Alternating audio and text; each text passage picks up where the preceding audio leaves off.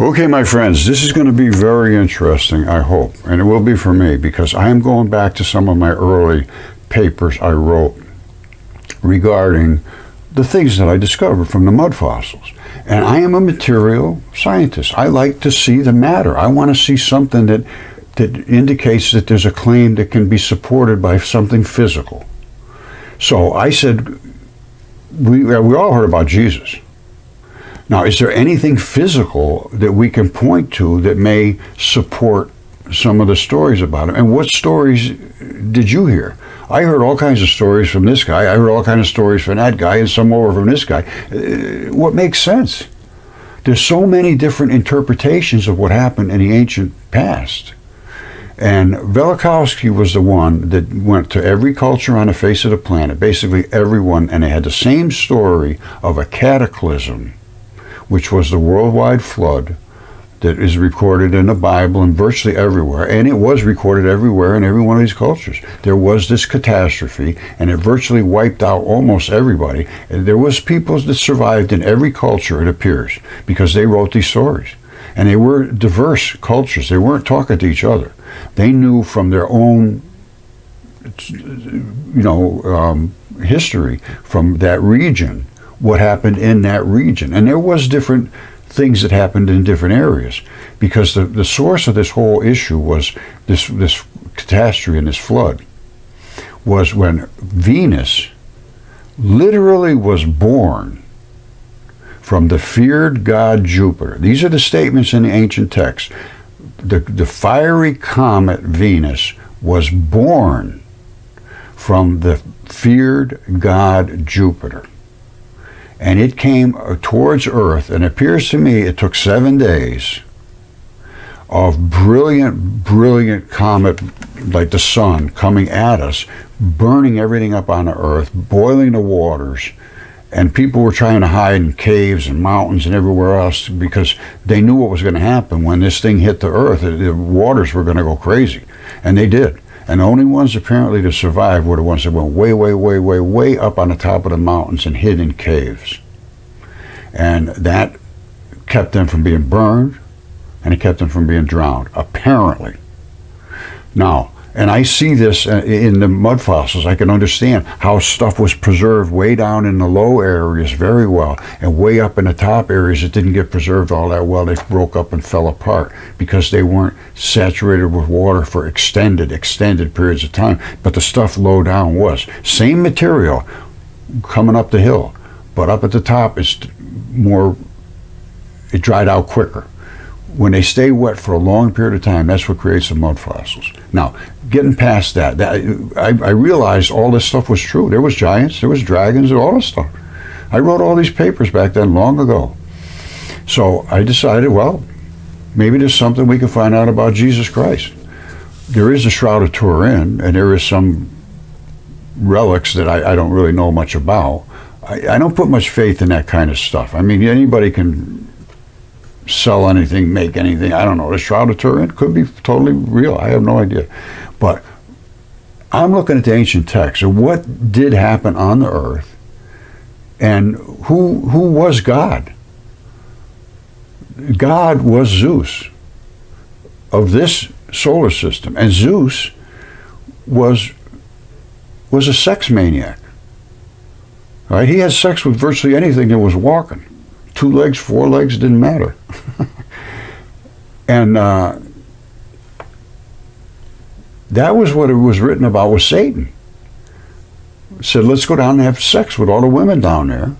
We'll bring them down, eye makeup and all this fancy stuff, and we'll just have a party like crazy. We'll set up our headquarters on Mount Olympus, and we'll just party like wild dogs. And they did.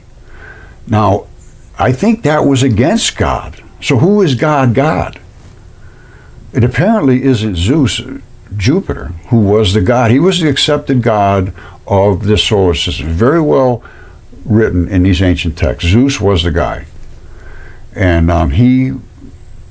well, we can get real deep into it. But let's just see what I wrote 7 or 8 years ago, whatever it was. I think it was 2016, about any physical evidence to support Jesus. Let's see what happened. And I can't remember it that well, to be honest. And we'll find out.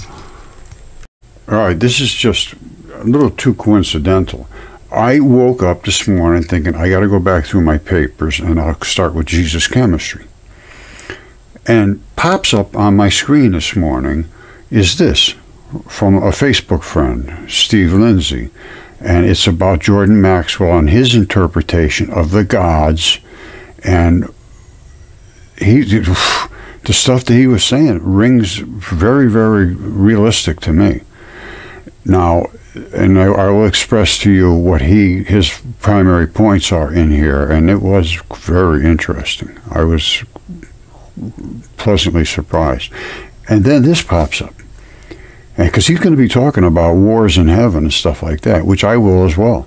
NASA's daring mission to intercept the God of Chaos asteroid as it closes in on Earth. This is December 27th. Now, they're talking about it 2029 or something like that. It's going to be a very close flyby, whatever. I'm going to go back to what I wrote about Jesus in the Jesus chemistry, because I attributed possibly Jesus to being Venus. And now I'm starting to think back again. Maybe that has some validity. I don't know. I have no idea. That's why I'm reaching out for people that have information. And this guy, Jordan Maxwell, he's a very, very interesting guy. And we're going to go over this. And I'm just saying here, is Jesus chemistry? Is he what he was advertised as? Does he stand up to these stories?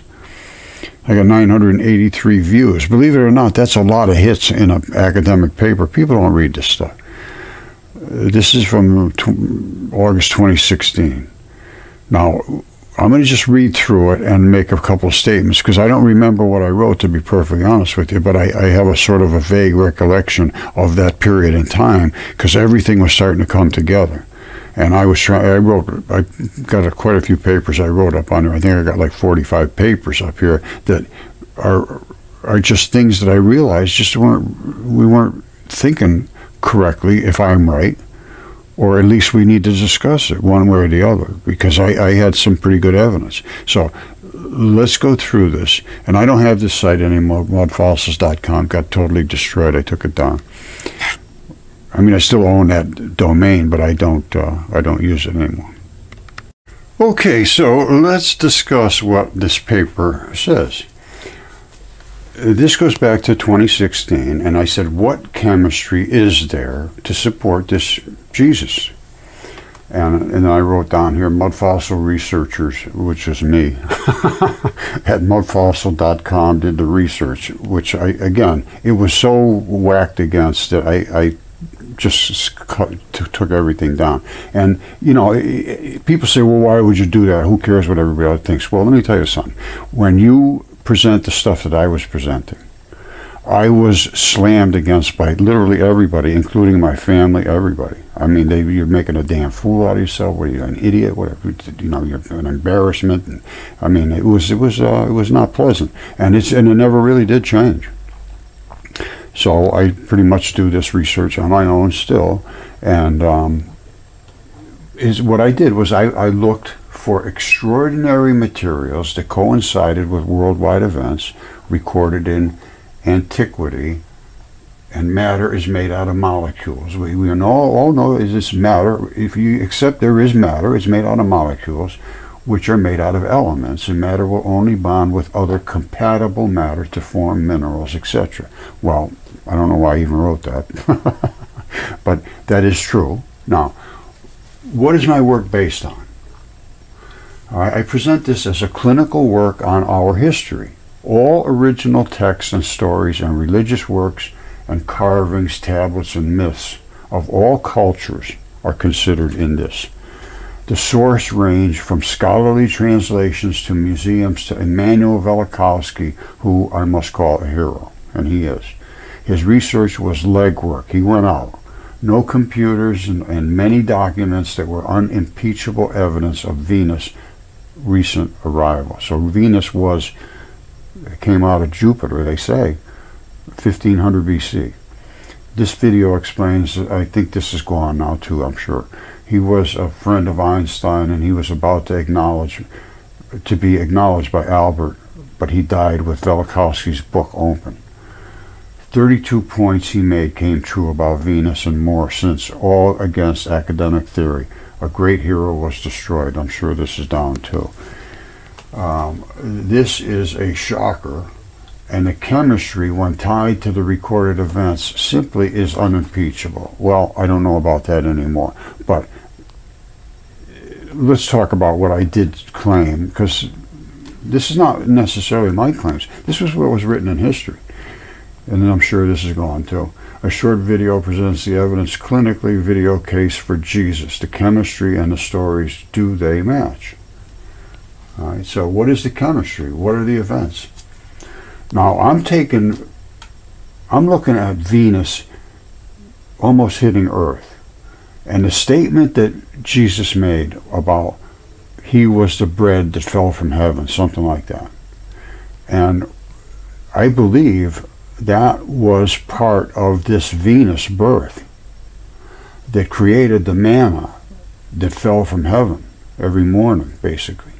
Now, this is what it says in the ancient text. It's stated that milk pellets and red dust and stones fell during Exodus. And this is that time, approximately 1500 BC.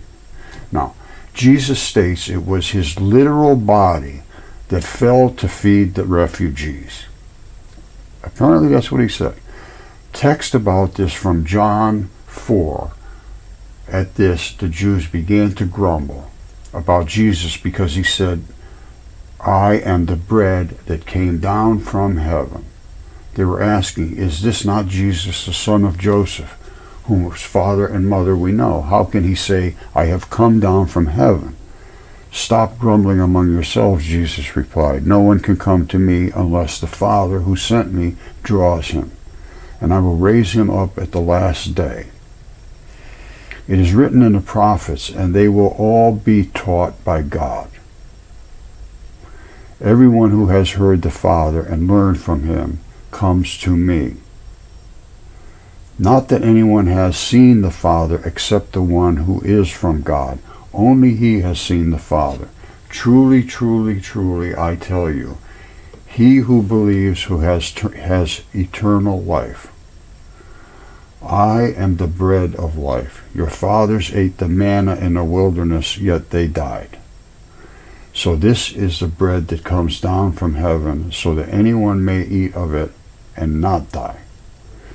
Now, that's confusing. I really don't know. Again, I'm just sort of mulling through this. He says, I am the living bread that came down from heaven. If anyone eats of this bread, he will live forever. And this bread which I will give for the life of the world is my flesh. All right, so he died on the cross, giving his flesh as the bread to feed the believers. At this, the Jews began to argue among themselves, how can this man give us his flesh to eat? Now, this is where I come off with a little crazy stuff, I think. I'm talking about a literal birth of Venus from a literal vagina on Jupiter. I have shown this. And I might as well show it to you right now. So get prepared. It's going to be a little graphic. But in order for you to understand this, Jupiter, the planet Jupiter, gave literal birth, just as a woman would give birth through a vaginal canal, to a planet which eventually became Venus, or a fiery comet, and eventually became Venus. And that is the Avenger that hit Earth, and not quite hit Earth, but it destroyed all of the giants at the same time, 1500 BC. And they all died, and the dragons and all that stuff. Basically, it looks to me as this is the same time frame. Everything died on the face of the planet, almost. The ones that survived way up on the top of the mountains in caves. I don't see any other way you could survive. Now, I was taking it that maybe Jupiter sent Venus, who was literally Jesus Christ, and was born to avenge and get rid of the giants, and then go and hit Mars, which it did. It went and hit Mars and destroyed all the giant creatures on Mars, and they were exactly the same as on here, on Earth. The same creatures, same giants, absolutely enormous. And I'm sure there was dragons all over the place too up there. I don't know about that for a fact, because I've seen all of the body debris. I mean, it's just everywhere. And I'll show you that too. You know what? Let me just show you those two things so that we can establish the fact that Mars was totally inhabited exactly as it was here on Earth. And Venus did get ejected from a literal vagina on Jupiter, who was the feared god Zeus, who gave birth to the fiery comet Venus, which almost hit Earth, wiped everything out, then hit Mars, wiped it out completely. Now, Jordan Maxwell talks about Saturn being a military outpost that is preparing to do some kind of invasion. Now, I don't know if that's true or not, but I can't see that's outside of the realm of possibilities. Because right now, because if you look into who, you know, what every planet has a certain way of doing things, and Mars, I guess, was, well, let's look at what the planets do. What Mars was always depicted of, what Jupiter, who was the god of this solar system, what Saturn was depicted of, you know, what was their demeanor, how did they react, did they work with the other planets, because they were all working God against God. I mean, it was against each other too, just as it is now. Nation against nation, planet against planet, same thing. All right, Apollodorus wrote about these kind of things, and Mars was the god of war, and it was savaged by Venus, Venus being ejected from the feared god Jupiter, wiped out Mars, totally wiped it out, and it was exactly identical to Earth before this. You know, with all that's going on Earth and everything, I would, if I was God, I would intervene. And listen to this now. This is Saturn. All right, he was depicted as the golden age of abundance and peace. Abundance and peace was associated to Saturn. After the Roman conquest of Greece, he was conflated with the Greek Titan Kronos, so they sort of mixed them, and so who knows what. Saturn's consort was his sister Ops. Now listen to this.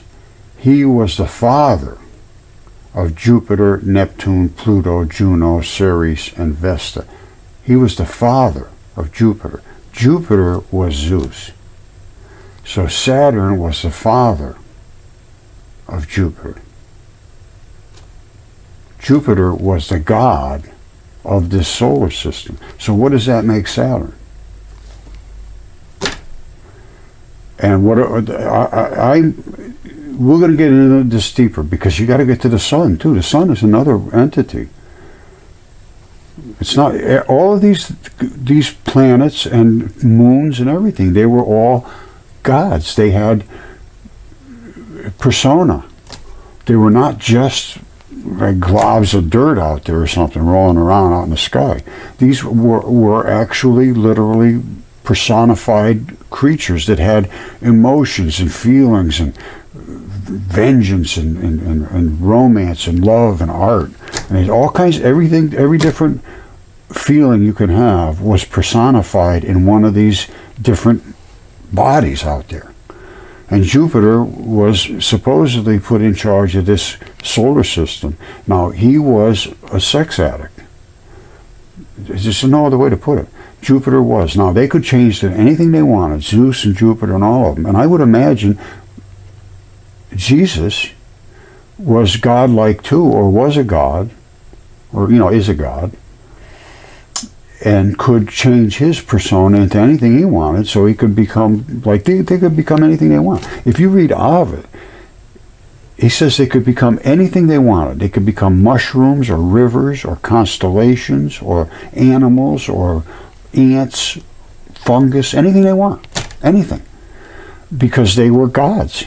And what they did was they came down and transformed themselves into very hot-looking, strong, muscular-looking guys, and just had sex with all the women, and they just trained them how to be sex slaves, basically. It sounded like to me they brought them down all these jewels and fancy this and fancy that, and 200 of the watchers of 600 is what I believe. These are the things I've I read. 200 out of 600 signed a pact with what was, I've heard it's Satan, whoever it was, but it sounds like it was Jupiter. Because he was the one, he says, we'll take over, we'll run this place down here, and what's he going to do? And he took 200 guys, he swept a third of the stars from heaven, that's 200 of the 600, came to Earth to party. And the offspring of that party were the giants. Now, here's the crazy thing. Jupiter would have been the guy that was fathering all these giants, basically, zillions of giants, and then he would have also been the one who dispatched Venus to wipe them out. So maybe he didn't know what was going to happen. I don't know. But when the giants took over the whole Earth, they started actually eating all the people on Earth because there was nothing left to eat. He apparently sent Venus. That's what it was written. That's what was written. That is what was written. So let's see what was written, and we'll discuss a lot of the details here, because you got to get into the details. Just a big, quick flash in the pan. That's not going to do it with this. This is serious if it's true. And I have no reason to discount this anymore whatsoever. I show this all the time. I don't know if you've seen it or not. Hold on. If you're new to the channel, and I have a bunch of new people coming on. I was pretty surprised. All right, these are some pictures here. This is right here on Earth. This is my backyard. That's a hair follicle. You see that little spot right there? That's the pili erector muscle. Right there. It's attached right here. That makes your hair go up and down and stand on end. That right there is this right here. That's the sebaceous gland. That's the hair shaft coming straight up through the top, and this is the root ball. And those two little dots there are the vein and the artery. And this is completely transitioned due to mudfossil preservation in a long soak of some kind of solution that just invaded. It's called nucleophilic substitution. It comes in and invades what was here, stabilizes it with some new chemistry, usually. Sometimes the blood and everything stays perfect. It's incredible the variety of the ways they can preserve. And that's all a process of how much temperature, how long, what kind of mud they were stuck in, where they were they need pH, near salts, and all that stuff I have pretty much figured out. Well, some of it. There's a lot going on. Anyway, and all of this stuff goes way back here. I was working on Sahara being the eye of the eye of the Sahara being Atlantis, and it looked like to me. Now this goes back to 2015, and at that same time I found Typhon, because it's right above the eye of the Sahara, and I found that, it seems to me, from some kind of divine intervention, because I had looked at this thing for a couple of years, never saw it. And then all of a sudden, I literally got a message that says, look in Morocco. And I looked, and boom, there was Typhon. This is a very, very strange events have happened to me since I started finding things. Now, I don't know whether it's just coincidental or not, but I sure run into a lot of coincidences. So anyway, let's continue forward here and talk about these different entities and what we can prove and not prove. And what's up on Mars? Well, guess what? That's up on Mars right there. That's an artery with its little blood vessels coming out, and that's the vein which will pull the blood back up to your heart. These are the sarcomeres of the blood of the muscles, and here it is in a better shot. These are the sarcomeres. They pinch together. That's why they have all these breaks and all these little tiny slots. You see those? See all these little slots? And these breaks here, you got to know biology and chemistry, and you got to know everything, and you got to understand weathering. This is up on Mars, no question about it, because there's absolutely no rivulets, nothing showing any kind of erosion from water, and there's just no water up there to speak of. And everything gets dusted off and pretty much sandblasted, so you don't see any watery runoff. And again, this is the sarcomeres, and that's the blood vessel. And this, I've shown this many, many times. There's not a doctor in the world would deny this. None, zero. And this is interstitium, which is in your skin. And this is up on Mars. And Mars was just as big as the stuff on Earth, and the big stuff on Earth is just unfathomably large. And these are the pinched together skin. And this is stretched out skin. And that's how they elongate, but they always lock into a ball, so everything will come back together where it's supposed to be. This appears to be a risen up area, and again, sandblasted. This is Mars. I keep getting people saying, "Oh, there's not Mars. It's not Mars. It's all fake." No, this is Mars. Trust me. I followed the Curiosity mission as well as the people at Mission Control did. Trust me, I know everything about this. And that is the Mars Morse code, and that's stretched skin, and that's gathered skin, and that's, you know, what the skin should look like normally. And we have this exact same thing on Earth, no difference whatsoever. And all these balls are all over. They're called the Mars blueberries, and on Earth we call them the Moki marbles. There they are, right there. This is basement skin. Above would have been regular skin. In between was mud. And all the mud runs off. At one time, it must have had the exact same amount of water and everything like us. And then on the upper areas where all that mud ran off, you have all of these balls. Same thing on Earth. Moki marbles, identical. All right, like I said, this is going to get a little graphic. All right, but I'm going to show you where Venus was born from, which is the feared god Jupiter. Now, just because he's a male god, that doesn't mean he can't become female. They said they can go from male to female, from big to small, from insects to whatever they want. And they came down as the size of human beings, but we're still the gods. They could transform themselves to anything. So get ready, because you're going to see a very intimate shot of human anatomy, which happens to be female, of vagina. Here it comes. Boom. Now, what do we have? This is Jupiter. All right, that's the red spot on Jupiter, with planet Earth coming out of that red spot, which is basically the same size as Venus. What is this called, this red spot? It's called the Venus Mons. A mons is right above the vagina. It's the mound over the top of the vagina. It's called the Venus Mons. What's happening here is this is not a storm. This is an interference pattern. As the planet spins, it has to, this mons, this mound, has to push through these clouds as they come this way. When it does, it goes this way. These things circle around and they just spin off. Simple as that.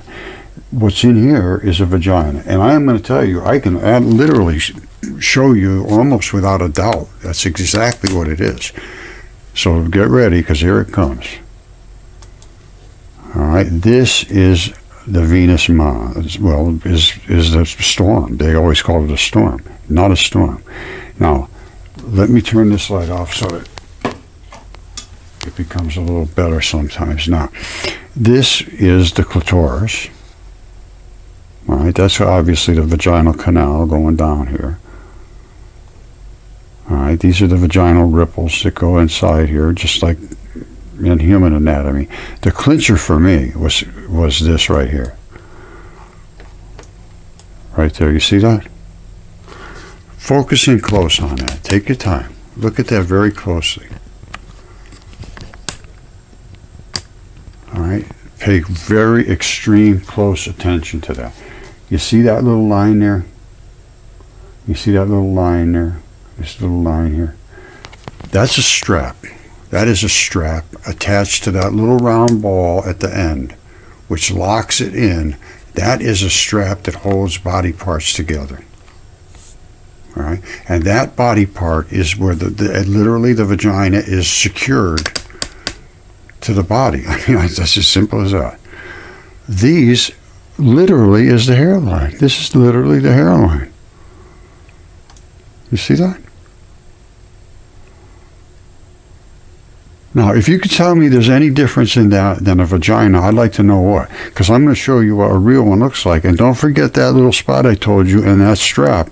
And the way the little round spot tags it in. Because here's what it looks like. Get ready. Boom. There it is right there. All right, let me bring this in. You see this? Identical. No difference whatsoever. There's the clitoris up at the top. And this is the hairline around the edge. That's that tab. And you see the little strap? Roger.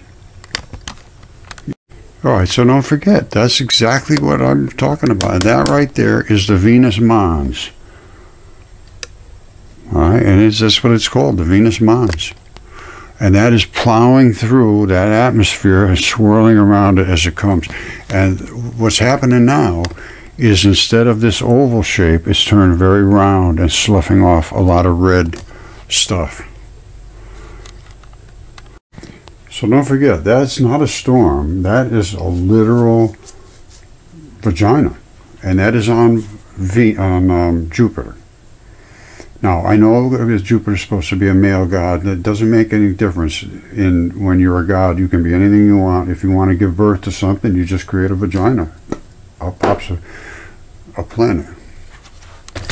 All right, let's see if we can look at a couple other quick things now. I said that Venus came and almost hit Earth and combusted our atmosphere, killed all the giants. Some people survived. No. And I think it might have been in Mohenjo-Daro, in that area where the major impact happened. And when that happened, it literally stopped the Earth from spinning. That's all written in these ancient texts as well. The Earth stood still. And some of them talk about days it stayed in darkness. And then days it stayed in light, and so that sort of thing, as it started to rev back up again. But anyway, all this stuff was recorded, so it just needs to be really ferreted through carefully. Now, this is, again, this is up on Mars. That's that Mars crab. And of course, it is the muscle tissue that it's servicing. And that's where the artery is. And this is all over. Petra is the same as this. Petra was carved out of one of these. You want to see something? You see this here? Let me show you something. This is up on Mars. And again, I know this because of the weathering patterns. This is not something that's in... I get this every time I post this stuff. Oh, that's on Earth. That's on Devon Island. This is that, and da-da-da-da. No. The things I show you, you can't show me here on Earth. They are not here. Not these things.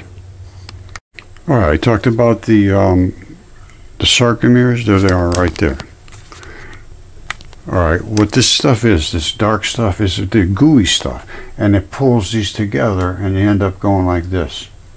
All of the white stuff is connective tissue. It doesn't require any bloodiness. The red stuff is just all blood, and it just erodes out. And it erodes out of here because that's blood, blood. They just erode out, and you get these lines between them, and you get a bazillion little connective tissue lines. And that's exactly what we see up on Mars. Where is it? Yeah, here it is right there. There it is right there. These are the sarcomeres, and these are all the connective, and all these just erode out. All that dust comes out. Because up on Mars, there's virtually no moisture to speak of. And so that's why you have no runoff and no rain and little rivulets or any of that stuff. It's just dust. And it's a red planet because it was slaughtered with red blood, literally when it got impacted by Venus. And here's what the impact site looks like. This is Mars. This is all the way across almost the whole side of Mars. It hit right here. That's extremely deep, and this is wider than the United States. And it was a a magnetic discharge at first and just gouged this thing. Here's what Venus looks like from that event. This is what happened to Venus. Now, I don't know whether it hit here. I would imagine it was here first, and it scraped across Venus this way. Or it could have been hit here, and the final discharge splashed off this way. I don't know. But this is like welding arc stuff. This is not like you just saw up on Mars. Mars was just a gouge right across the whole surface. Now, Venus spins backwards. And that accounts for an extreme amount of magnetic, electrical interaction. So that could very well be, but that's the impact site of those two. Now we saw Mars, we saw the sarcomeres, and I said this is nothing more than Petra. That right there, if it was big enough, they could have carved Petra in it, and they did. Petra is nothing like, it's just exactly like this. And these sarcomeres right on the side of Petra, big, huge artery here.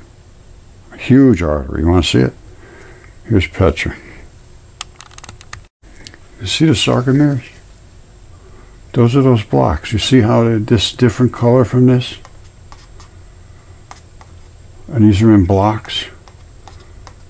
Those are those sarcomeres. This is an artery. That is literally an artery. All right, and it must have been moist when they did this. And these little, tiny little pocket holes here, I think were put in there so that the moisture would seep out of there. That's my interpretation. But I can see this was all done basically when it was wet. And you see the sarcomeres? Now, can we see this from a distance away? Yes, we can. They did a fabulous job. These guys were really, really craftsmen. All right, this is a huge, huge, huge area of muscle tissue, and some places they attached, the muscle had to attach to tendon, and these are the tendon areas where they attach. Normally there would be balls in these things probably. I don't know whether they removed them or they're not there, or whatever. But this is, the white stuff is where you really get into the tendon. The other stuff we saw here at the bottom, that's real muscle. That doesn't have this kind of connective tissue. This is very dense when you start to get towards the tendon. And this is what's inside the treasury. This is nothing more than inside of a person's body after petrified. And you know, like even up here, you can see that's where blood seeped through here. That was feeding blood into whatever the tissue was here. And this is connective tissue. So we're dealing with just gigantic, gigantic. And now where do you see it from a distance? All right, all I can tell you is that's Petra, and that's sarcomeres, the same stuff. Same stuff all over here. And these where the blood ran to service those muscles. And the whole thing is muscle everywhere. All the way up here, everywhere's no muscle. All the way down here, everywhere. It's, you know, this is just one blood vessel, you know, a main artery, but I'm sure it's a main artery because they built the whole building out of one artery, so I would say that would be a main artery. Okay, above your muscle, which I just showed you, all those sarcomeres, you have a floppy layer, which is right underneath your skin, which is interstitium, and it flops and pulls and this and that, and it has all these little balls, tiny, tiny, tiny, these little balls. Can you see that? I think you should be able to see that. And they're all over underneath your skin. All right, that is what that Mars Morse code was, is this stuff right here. And the balls, some of them had eroded. Now, they have the same thing over here. These are the Moki marbles. Exactly identical to the Mars blueberries. We're talking about the same type of stuff. This is nothing more than flesh and skin, and all these balls are the same as these balls, only this is from a creature that is off the charts, gigantic. Now, all of this was written about, like Enoch wrote about these gigantic creatures, and they took all that stuff out of the ancient text because, in my opinion, they thought, we can't leave it here because everybody will think we're crazy. Nobody's ever going to buy this. And they're right, they were right, but now we have the evidence. I'm going to show you something else. You know, there's another vagina. I'm sorry. That's just, every woman seemed to have one. Now look at this. This is a giant that died in the flood. And this is very interesting because if you know anything about anatomy, you can understand what you're looking at here. That little tiny slit there. See that little tiny crack? All the way up, all the way up. That's called a linea alba. And what that is the separation between the two parts of your body where it seams together. And during the flood, they blowed up a little bit, and when they dried out back out, you end up seeing, actually you can see that seam. Nobody could have carved that in there. That's in there because that's part of the human body. Now, this is a baby's face. That's his arm, his shoulder. There's his face breaking through. You see that? Let me come up real close on that. You see that baby's face? This is a coffin birth. So she was pregnant. She was going to give birth to another giant. And that's the flesh being ripped open as the baby's being forced out the side of her womb here. Now, of course, there's the nose and the lips and his eyeball, and that's the shoulder, and his hand is broken off there. All right, you don't see that on the other side. The other side doesn't have a baby coming out. That one does. Now, that is a dead giant's vagina. All right, and I got all kinds of ones that have male body parts that are the the counterpart for a female. Now, you see the green here? You see all that green? All the green grows wherever there's a lot of blood, and there's still blood in this thing. All right, it loves red blood, and you can see it's pretty well pink anyway. And these, if you look at these are the vaginal ripples, and they're identical to what's up on Mars. I mean, up on in the red spot. You see, they're basically the same thing coming down that red spot. This is undeniable. That's the one that got me. That's it. There's just no way that can be. There's no way that's an accident. And not a single bit of it is out of place. And it's called the Venus Mons. And like I say, we could be in for an issue before too long. Who knows? But all of these things, there's the interstitium, and that's the stretched skin, and that's the gathered skin, and that's the normal skin. And those balls are the Mars blueberries, and they're just eroded out, and all the cheap stuff goes away, and this tough stuff, the balls, stay. Isn't that something? And that is exactly what I showed you, this interstitium. Right there, that's the same stuff. And some of it's stretched and some of it's gathered. So everything is different than what we have always assumed and believed and we're told to believe and thought. Now, how does that affect eternity? Well, I don't know. There's a lot to think about, a lot to discuss. And I think I'm going to have to leave that for another day, but this is, to me, this points to the fact that we really, really have to dig into some real in-depth thinking here. And again, I want to go back through, let me just finish with my text here. It's only a couple of pages, and then we'll be done with this. But this is about God, and about belief, and about what happened to the solar system, the chaos, and all of these things that were written and talked about. Now it says all these events happened at the same dates and were recorded all around the world. And Velikovsky did all that research, so I'm sure those things are gone. The statement in Revelation 12 says God's Son was born in space. Now listen to what it says. This is Revelations, and I believe this has already happened, I think. It says, a great sign appeared in heaven, a woman clothed with the sun, All right, she was clothed with the sun, with the moon under her feet, and a crown of 12 stars on her head. She was pregnant and cried out in pain as she was about to give birth, standing on the moon. Another sign appeared in heaven, an enormous red dragon, 7 heads and 10 horns, and 7 crowns on its head.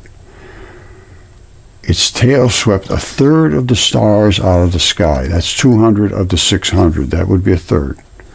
And flung them to the earth, which was what happened. The dragon stood in front of the woman who was about to give birth so that it might devour her child the moment he was born. All right, and that's what was happening. They were eating the kids as soon as they were born.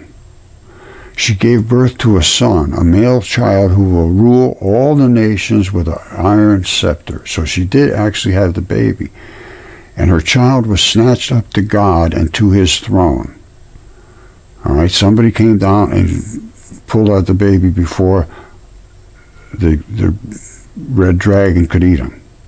And the woman fled into the wilderness to a place prepared for her by God, where she might be taken care of for 1260 days. Then war broke out in the heavens. Michael and his angels fought against the dragon, and the dragon and his angels fought back, but he was not strong enough, and they lost their place in heaven. The great dragon was hurled down, the ancient serpent called the devil or Satan, who leads the whole world astray. He was hurled to the earth, and his angels with him. Now, then I go into the comets, the body parts. There's body parts in space everywhere. There was battles in the heavens everywhere. A dragon carcass I found in Morocco, too, at this time. This was 2016. A video shows a fake white one, and at that time was admitted as possibly only not. It turned out fake. I showed an enormous dragon carcass, but another video showed a fake. Birth of Venus as a fiery comet during Exodus 3,500 years ago. It was recorded in Egypt and in the Bible, and Earth was wrenched during this time. Venus was a comet and almost destroyed Earth, and then went out and killed Mars, wiped it out. What about the giants in the Earth? Mudfossil soft tissue find in 2012 in Middletown led to a detailed chemical anatomical study, including 3 DNA tests, 7 CAT scans, much lab chemistry, creates the feldspar and associated tissue fossilization. In addition, an autopsy teacher that trains others worldwide agrees these are creatures. There are 3 DNA tests I had done. And, I can't use some of these teachers' names because they don't want to be known, but it was well agreed. And anybody that looks at it, there's no way you can miss it. It's just as simple as that. The DNA was 100% human, and it was dense and excellent quality. CAT scans were very obviously human fingers, fingernail bed, another with the nail turned and mineralized. While harvesting DNA, extreme caution was used. They always said, oh, you must have contaminated it. No, I drilled in deep. I took it out. It was just saturated with blood. And these are giants as stated in the Bible.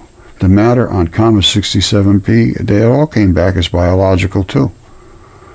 And then they said here, battles raged in the heavens, as it says in Rev 12:7, war broke out in the heavens. They weren't strong enough, and they lost their place. They were hurled down to the earth. The conclusion is the chemistry supports the Jesus story. All right, that's 2016. And as far as the anatomy, the chemistry, the biology, the everything, the ancient text is all there. And these were giant creatures. As you saw, Petra. And this is just a little piece of a tendon sticking up here. These creatures were, and they're all over the earth. Dragons everywhere.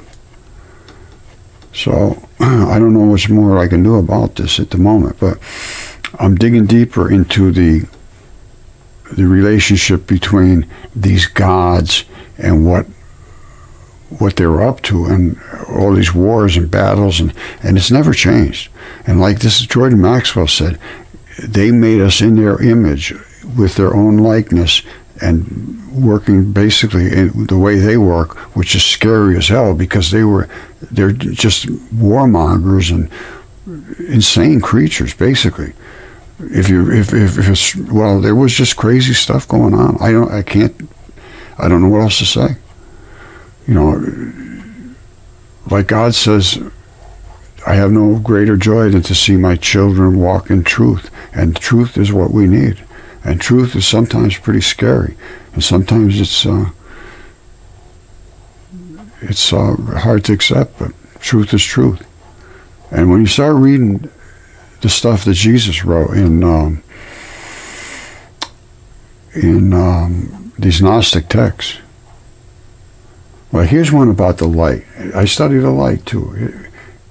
Listen to this. This is just unbelievable. Because I now believe that the sun part, the solar sun, is the big God. And listen what Jesus said. They're asking him, they say, if they say to you, where did you come from? Say to them, we came from the light. All right, from the light. Where's the light come from? From the sun. It's the place where the light came into being on its own accord, which is just does it all by itself. And it established itself and became manifest through their image. So the light turns into us in their image. Apparently they have an image that we were made in their image. I don't know. I can't account for, seeing planets and say that's their image. I don't know. If they say to you, is it you? Say to them, we are its children. We are the children of the light. We are made of that light. We are the elect of the living Father. The living Father gave our molecules life. Other molecules don't have life. That book doesn't have life. All right, we have life. We are the elect. We are elected to be life. If they ask you, what is the sign of your Father in you? Say to them, it is movement and repose. Repose means just stationary. Movement means light coming and being manifest and then turning into creatures. All right, it's movement. Zzz, and poof, turns into us. And he also said that whoever understands the world has found only a corpse.